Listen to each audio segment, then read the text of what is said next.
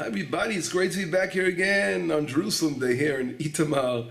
It is not Friday, it's Sunday, and I have to apologize because the lesson that I put out on Friday, for some reason the sound went off and there was a problem. And so I do apologize, and I have to sort of repeat it, but I don't call it a repeat performance because we will learn again. And for me personally, relating a lesson another time, another insight, another direction will come out. And everything, of course, at the end of the day is meant to be. So let's enjoy and let's study together some Torah. As we approach Matan Torah, we're living in such special times. Here on Jerusalem Day, tomorrow the embassy is moving over, things are happening in the world, and we are all heading for great times. And Baruch Hashem, let's see if we can find any hints to all these things within the portion as well, perhaps. But as a beginning, the first verse of the portion opens up, Im Bichukotai telechu, if you will follow my statutes and you will observe my commandments and you will do them.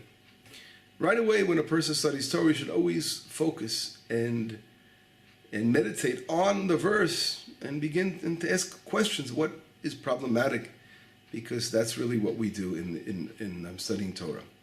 We have the written law and the oral law. The written law is the will of God, the way it's written. Every letter, every crown on that letter, and from that, the beauty of the oral law is to take the letters, take the verses, take the words, and analyze them, and utilize our special ability that we have, that God blessed us with our souls, to try to absorb and to bring out the lights of Torah.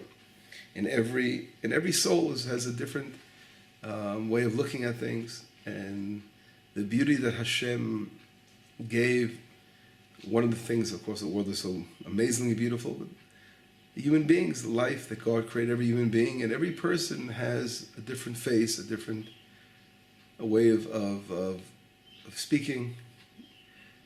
And every person, when he studies a certain verse of the Torah, a certain lesson of the Torah, so he has a slightly different understanding, right? Every person would read something. Although for us, it seems like we're reading the same thing, but it takes on a different, I would say, a different form, right?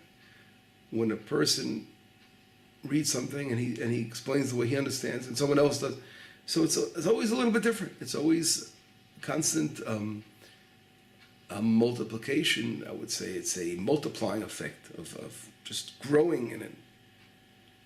It's really very, very powerful and special. So that's the way we should approach Torah. And the verse opens up again, Im Bichukotai telechu. If you will go with my, literally, chukotai means statutes.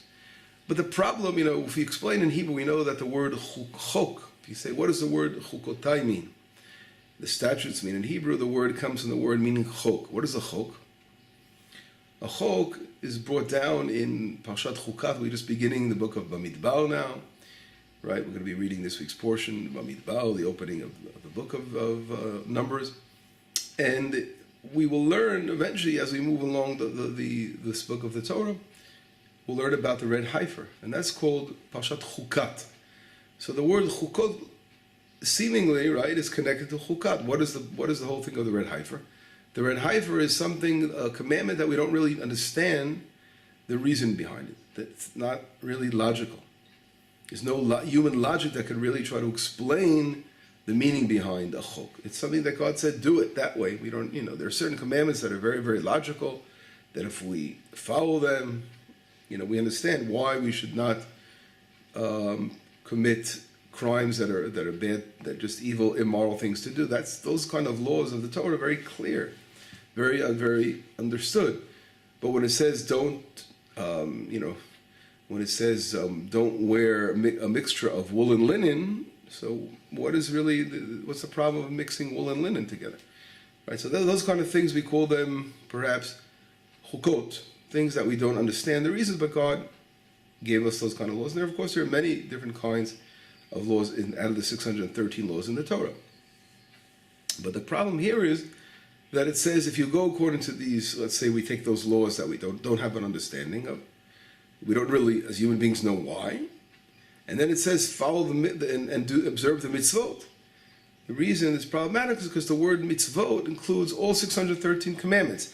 Within those 613 commandments, for sure, there are commandments that we understand the reasons behind them, and the commandments that we don't understand the reasons behind them. So it's sort of superfluous to say, to start the verse, Im Bichukotai telechu, and then afterwards go along and say, and observe the commandments, because they're included. So the word chukot could also have different connotations, different meanings. And we see in the Midrashim, some Midrashim explain it as the laws of the universe. If you follow the laws of the universe, and you do the commandments, and what do you mean following the laws of the universe? What is that all about? And they connect the laws of the universe, the way all the laws in nature, that they will conform if we will keep our Torah, if we will do the mitzvot and do the Torah. So the order of the world will maintain itself properly. And that's, we see right away on the next verse, in verse number 4, where it says, "V'natati gishmechem bitam," I'll give rain in its time, and the land will give forth its bounty, and the trees will give off the fruit, and all the blessings. There will be no war in the land, and you'll be running after your enemies, as we saw this week took place, right? The Iranians, and all that, a miracle that took place there. And then it goes on to say that God will dwell amongst us, right? He will set up the Mikdash, the temple amongst us. So that beautiful ending is, all these things are part of a proper natural process that will take place if we behave by our nature, if we follow the nature of Torah. By doing what we're meant to do, then the world will be in order. The natural world will follow its plan of going into order. Otherwise, the world will be topsy and turvy, up and down, if we do not follow the Torah. So this is an explanation brought down in Midrash. Another possible explanation, there are different ones. Im Bichukotai could mean a general understanding. This is what Rashi explains. Refers to amelim b'Torah, that is referring to Torah study. Those who study Torah, if Am Yisrael will study Torah, if Israel does what it's supposed to do by studying the Torah, and mitzvotai tishmeru, and following the commandments and doing them. So it's referring to really, really being involved and devoted to Torah study.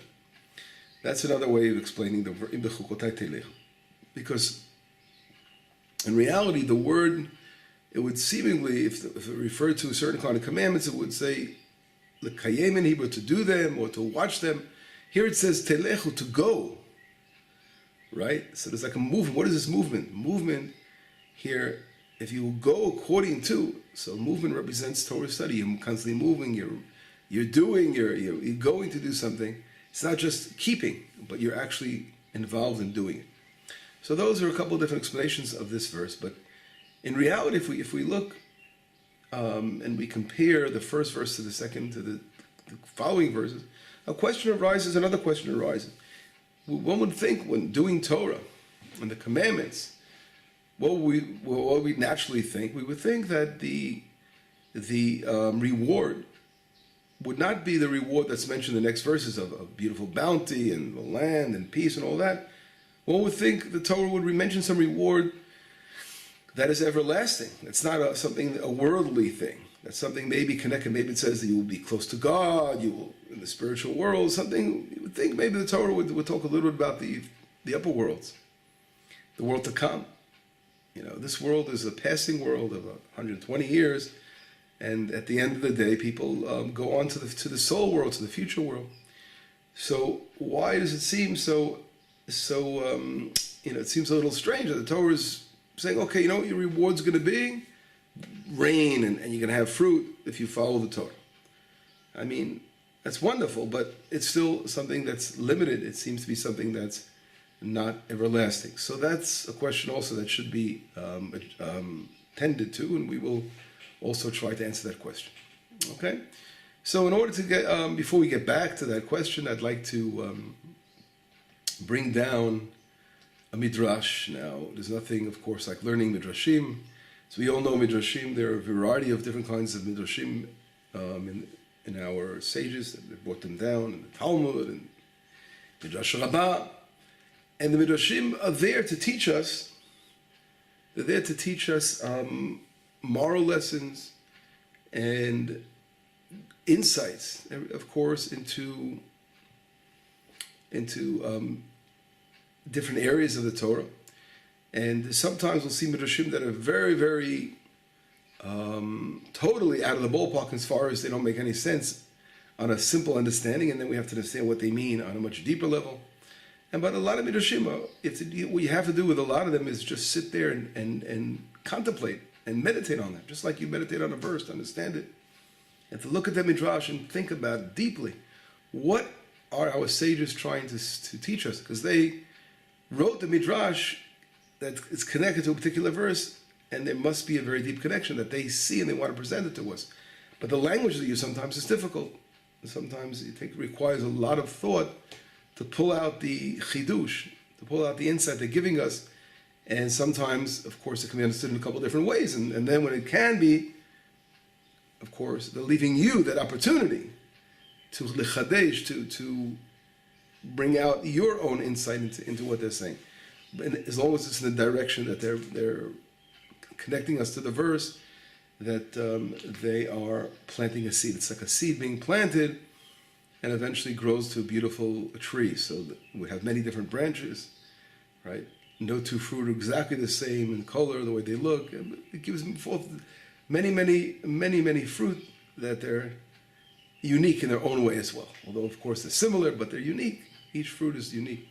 And so let's read one of these midrashim, and we'll see what we can do here. So midrash is like this. It says, it brings down a verse, first of all, in Proverbs 1, verse 20. It says, Chochmod bachutz torona, wisdom outside will shout out, brachovot iten kola, in the streets it will give its voice. In other words, what is the Psalms, a simple understanding, not of Psalms, of Proverbs here, is that wisdom has a power of movement, of shouting out. And in the streets, it seems the simple understanding of the verse seems to be that when it's out there in the streets, when it's out there in the exposed, so the wisdom will reach the ears of many, right? That's what it seems, a simple understanding. We're going to see a total turnaround with the Midrash. What does Midrash say? Ma'u chochmot b'chutz torona. The Midrash says, what does this mean? And that the wisdom will reach out there. And it brings a story. It says, Pam achat matzah Rabbi Shmuel bar Nachman. Because Rabbi Shmuel, the son of Rav Nachman, he found Rabbi Natan bar Rabbi Eliezer she'omed b'shuk. He found this rabbi by the name of Natan ben Eliezer, that he was in a market. Amalo Rabbi Shaneli Perek Echad. He said to him, Rabbi, please teach me a chapter, teach me some Torah. So Shmuel, Rav Shmuel bar Nachman, he wanted to be taught Torah by Rabbi Natan, who was in the market. Amalo lechi mi beit midrash v'ani mishaneh otcha sham. He goes, listen, right now we're in the market, we're outside, I want you to come to the Beit Midrash. If you come to the Beit Midrash, I will be able to teach you Torah inside the Beit Midrash. I said, Malo Rabbi, he says to him, Ma'u chochmot b'chutz torona. But doesn't it say, wisdom outside, let it be declared. Let it shout out. So he's basically saying, it says that in Proverbs, that wisdom could be, shouts out in the streets, outside. What's the problem? Why do I have to go to the school, the house of study, to you to teach me Torah? Just do it here. Just tell me your Torah right over here. Amalo yodea talikot. He goes, listen, you know how to read. V'yata yodea l'drosh, but you don't understand Midrash.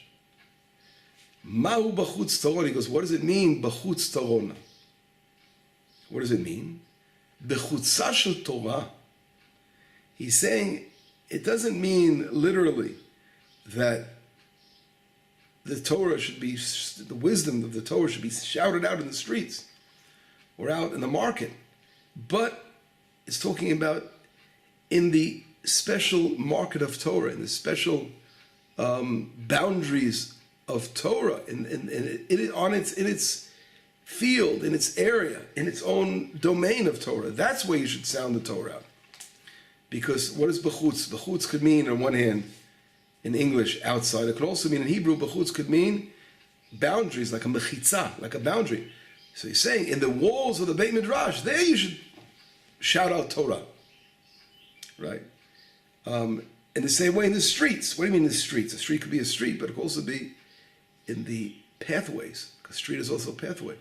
In those thoroughfares of the Torah, where Torah is studied in its own particular area. So sometimes he's trying to say you can't take the verse literally.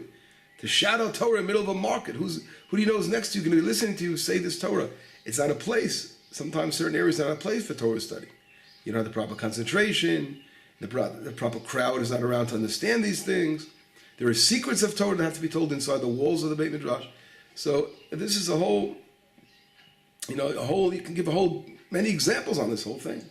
So he's also saying, just like when you want to go ahead, and he goes on to say, where do you find diamonds that are sold? You don't go to buy a diamond in a vegetable store. You go to where they sell diamonds, right? To that special market. Or anything else. He gives example. He's giving two examples of diamonds or stones, precious stones. You have to go to the special markets that deal with these things. So the same way, he's saying you have to, if you want to have study Torah, where can you learn Torah? In the synagogues, in the houses of study. Places that open up a person's heart. Now here you could say, the word in Hebrew, marhivim lev adam, that opens up literally, opens your heart. So you can say it's the next part of the verse. B'rehovot iten kola. What is b'rehovot? Literally, it can mean, that we said before, street. But it could also come to the word meaning b'rochav, where there is an expanse, where you feel your heart opened. That is where a person could study Torah. And that, of course, is the house of study. That's a Beit Midrash, that's a synagogue. And that's what he's saying over here. That's Alzeh Amar B'Chovot Iten Kola. So we see here in a very, very deep way that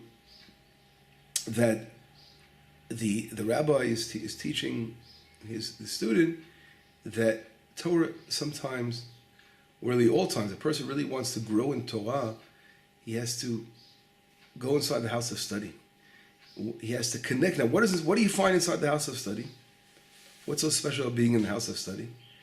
It's a place, when a person, let's say, lahavdil, you don't want to compare, of course, universities to Torah, houses of Torah, but for example, when a person wants to become, whatever he wants to become, a scientist, a mathematician, a historian, all the different areas of research, and where a person gets his degree, they go to schools, right? You have from high school on to college, to university, to postgraduate students, all these things.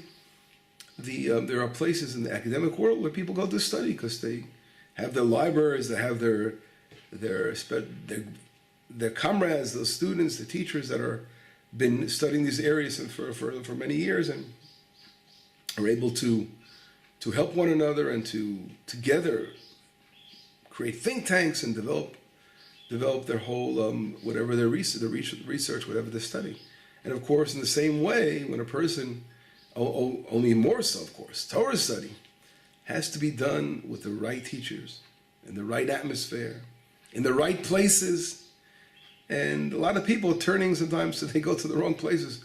It's some kind of like, sometimes they just, I'm not going to give examples, but it's very, very funny. So people want to study something, an in-depth study of Torah, and they turning to the wrong areas. A person really wants to become a Talmid Chacham, a scholar, a real knowledgeable person of Torah. First thing he needs is a teacher.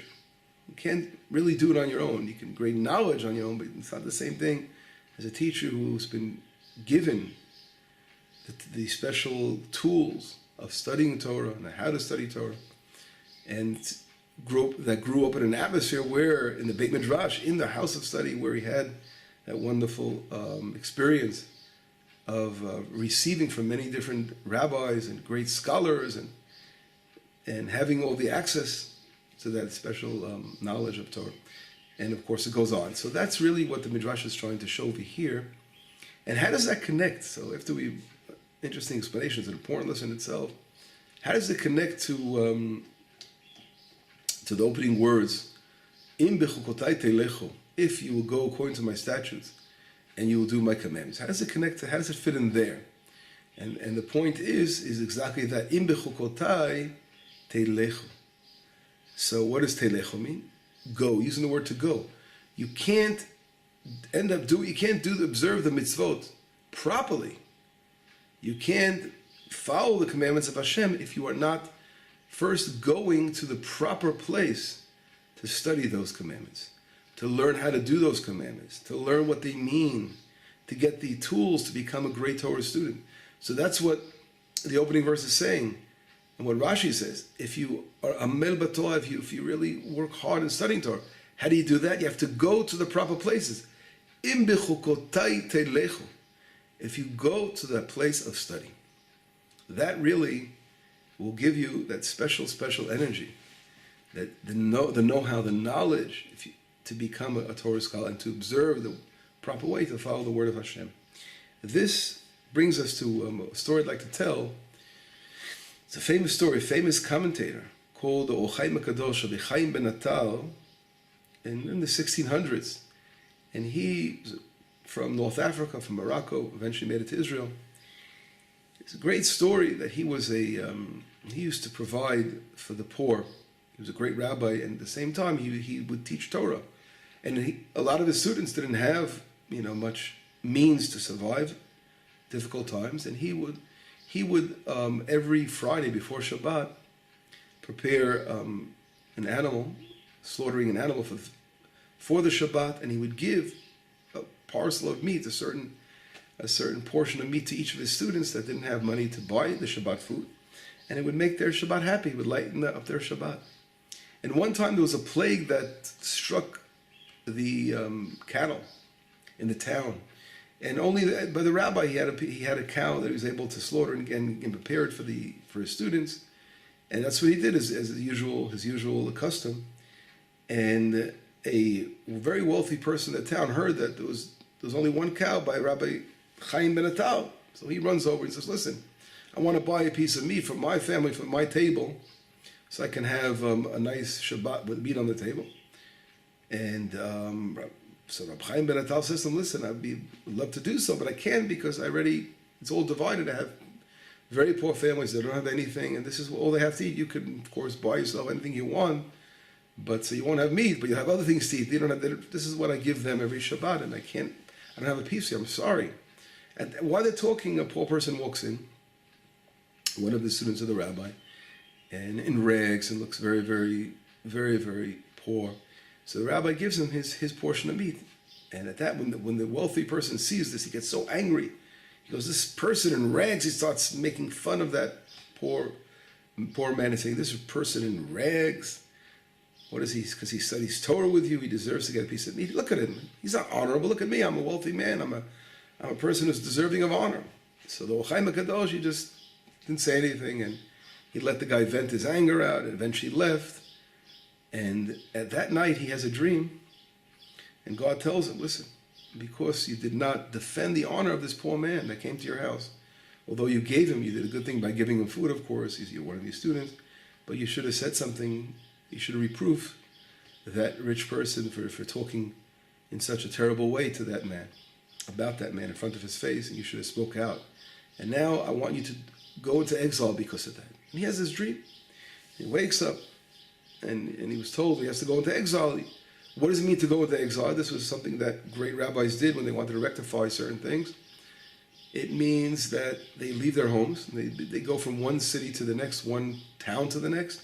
They don't sleep in the same bed for more than one night, and they don't even ask for, they don't have any much. They go with nothing, so they feel like they're like poor themselves, but they can't even ask for help unless someone offers it to them without asking. And they can't tell who they are. They have to go as a stranger. There's a great rabbi, but now he has to go as a stranger, so no one's going to know he's a great rabbi. And that's what happens. He decides to take upon himself, because of what he did, and he goes out there and he's on this exile. And one time, it was before this week's portion, Bichukotai, he falls asleep under a tree. Before, this was Friday, Erev Shabbat, he takes a nap. And while he's sleeping, he was given from the heavenly yeshivot above, in the heavens they revealed to him 42 explanations of this verse, in Bichukotai telechu, mitzvotai tishmeru. He's revealed 42 explanations in that first verse of Leviticus here 26, verse 3. So he wakes up and, of course, remembered all those explanations he had. If you actually open up his commentary, you could see all 42 of those explanations are in his book that you can all buy. There's translations in English. You should try to get a hold of them. It's an amazing commentary. And then he goes, he's invited for Shabbat. And at the table, the rabbi is sitting there. He was brought to the rabbi's table of the town together with a lot of his students. And the rabbi says, interesting, at the first meal, each meal of Shabbat is a time to talk Torah. So the first meal, the rabbi says, I'm going to give you 14 explanations of the first verse. Now, where do the explanations come from? The rabbi says he was told in a dream that Rabbi Chaim ben Atal, the Chaim HaKadosh, that he didn't know he was sitting at his table now, he said he was given, these are 42 explanations of Chaim ben Atal. And he was taught those explanations when he was in a dream. And now he's going to relate those explanations of Rav Chaim ben Atal. So Rav Chaim ben Atal is sitting over there in the crowd, and he hears this rabbi talking about him. He's not going to say who he is. So, why 14? Because he divided into 3. Each 14 times 3 is 42. So each meal of Shabbat, the 3 meals, he's going to reveal 14 of these explanations of Rav Chaim ben Atal. So after the first meal, he's revealing the 14 explanations, and then he says, this I heard in the name of a great rabbi, Rabbi Chaim ben Atal. So the real Rabbi Chaim ben Atal is sitting in the crowd, and he hears hears the rabbi calling him this great rabbi, Rabbi Chaim ben Atal. He goes, no. Don't call him rabbi. Just say Chaim ben Atal. And the whole crowd is looking around, who's this man? How dare you insult this great rabbi? They couldn't stand the fact that he didn't want to call him rabbi. They didn't know that was him. That was just so modest. He didn't want him to hear the name rabbi being called a rabbi. So they said, you better stop this behavior. And on the morning after the prayers and after the second meal, the rabbi gives another 14 explanations. And he again says, this is in the name of Chaim ben Atal. No, Chaim ben Atal yells out, you cannot possibly call him rabbi. They really get angry. So we're going to punish you. This happens one more time, we're going to punish you. And the third meal, what happens again? The rabbi gives him 14 more explanations. And he mentions this is in Rabbi Chaim ben Atal, the great rabbi. Goes, no, this is not true. He's trying to prevent them from praising him and not knowing who he is. Shabbat is over. At that time, they put him in. They said, we're locking you inside this room to punish you. Literally, they're so angry. And the rabbi, it's interesting, the rabbi goes to sleep, whatever it was, had a dream, and he says, he had a dream that the minister of purgatory is so upset now why he can't open the gates of purgatory anymore. Why there's something known after Shabbat is over, those who are suffering in the upper worlds being punished, so everything stops for Shabbat. And when you make the Havdalah, after the Havdalah service, bringing out the Sabbath, then the punishment resumes. So the minister of purgatory can't do anything. He goes, until I don't hear the Havdalah service of Rav Chaim ben Atal, this great rabbi, the purgatory is just put on hold. So whatever it is, the rabbi realizes that they have in captive the Chaim ben Atal himself. This great rabbi himself they accidentally, not realizing it, belittled him and threw him inside this room and locked him in there. So he opens up the door, he lets him out, and they apologize. Please, Rabbi, forgive us. We didn't know it was you. And please, of course, he forgives them. And then Rabbi Chaim ben Atal is told, he hears in the upper world, that now his exile is ended because the fact that he was humiliated in such a way that rectified the humiliation, that he stood beside the humiliation. When that man, the poor person, came to him, his belittlement, his humiliation. So whatever it is, that story, that powerful story, comes out of this. For many lessons, we're not going there now, but there are 42 different explanations from this great rabbi that gave on the verse Im Bichukotai Telecha. And one of them, so it connects to what we're just talking about. He brings down another midrash, and which talks about King David. And he says like this, it says in Psalms 119, verse number 59, it says, Chishavti drachai, I calculated my steps, Vashiva raglai eledotecha, and I bring my feet to your statutes. And what does this all mean? So the Midrash says, Amar David HaMelech Lifnei Kadosh Baruch Hu. King David said before God, Rabbono shel olam, the heaven of the universe, B'chol yom hayiti mechashev v'omer lemakom ploni ani olech. Every day I would say, I want to do this, I want to go here, I want to go here. Levei dira plonit ani olech. I'll go to this house, I'll go to that place. V'hayu raglayim meviot oti lebatei knesiot lebatei midrashot. But my feet were bringing me to the house of study. This is what it says, V'hashiva raglai eledotecha. That my feet were bringing me to the Beit Midrash. That's what the verse means, he was saying. That King David was always somehow, felt he had to always go back to the house of study. And the Ochayim brings down, and he continues on this Midrash by saying that David HaMelech, Choshev Lasot Inyanim, he always, as a king, he has a lot of things to do, right, besides studying.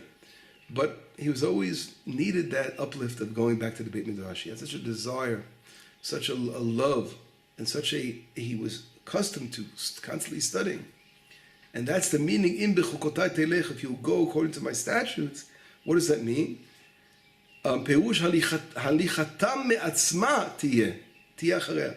Naturally, there'll be some kind of like an inner calling to go. That's how it explains the verse. If you go according to my chukotai, it means you'll have this natural going that your legs will take you automatically to the Beit Midrash. It connects to what we said before.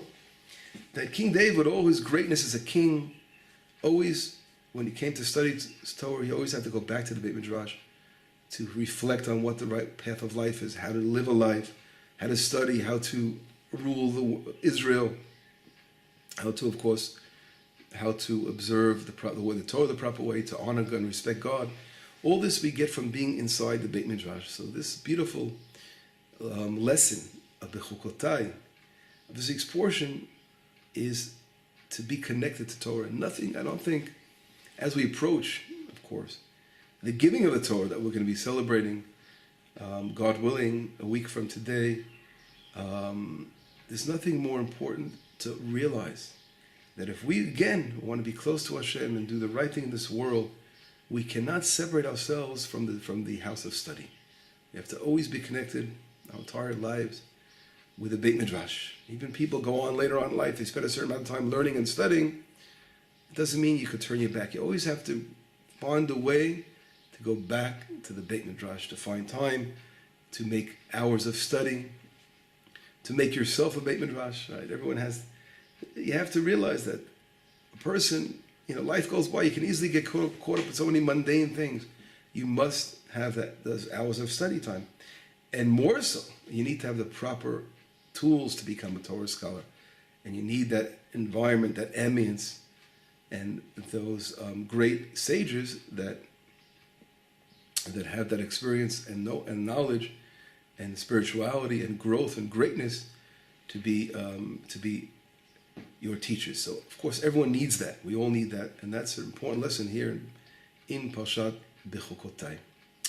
So, just to wrap up, to connect to what we opened up with before we end the lesson, is we asked the question is, how is it that when God says, if you follow my statutes and you will do my commandments, and then I will, all of a sudden it says, I'll give you rain, I'll give you produce. We said it seems to be things that you would expect to see, the promises for the world to come, but it talks about very, very earthly things that are promised to us. And the answer is now, after we just learn these two different explanations in the Midrashim, in the Ochayim HaKadosh, it seems so clear, is that just like the way, it's like sort of comparing both sides. When we do our thing, we're doing the natural thing of going into the house of study. That's the most natural thing to learn Torah, is to go to where Torah should be taught, in the Beit Midrash. And when you do that, and you go to that atmosphere, and that's where you're going to give beautiful fruit of Torah. The fruit of your Torah is going to come out so beautifully. So it's reflecting on rain and bounty, but also, of course, the spiritual bounty that's going to come out of our Torah study in the natural way, just like when a person plants in the proper ground the seeds, and the trees are planted in the good soil, so the bounty will be given. and there'll be peace in the land when Israel is living in its proper place. So in reality, all of nature will find its proper course and will give forth bounty to us. And the land will be good to us when we do our thing as well. So that is really the beauty of Torah. The Torah is not only something in the spiritual world, but it comes down and it blesses our most mundane physical things that we do in an earthly way, because we don't separate ourselves in the physical world. The beauty of Torah is to reveal how the life, God is reflected in the source of life in everything we do, in every aspect of our lives. And that, of course, is all connected here. And it's a great blessing, it's a tremendous blessing for us to know that when we study Torah and we do the right thing, we're going to see an influence in positive ways in our life, in every aspect. With that in mind, I think we can end with a blessing that let us all continue to grow in Torah study as we approach again the new year there's a new year for first fruit, and as it begins on the holiday of Shavuot, that each person again is a light of Torah. We spoke about this concept many times, that God, when He created the world, He created us all differently, and every one of these lights that you could offer is different than someone else could offer. That voice of Torah has to be heard and has to come to fruition like a fruit ripening.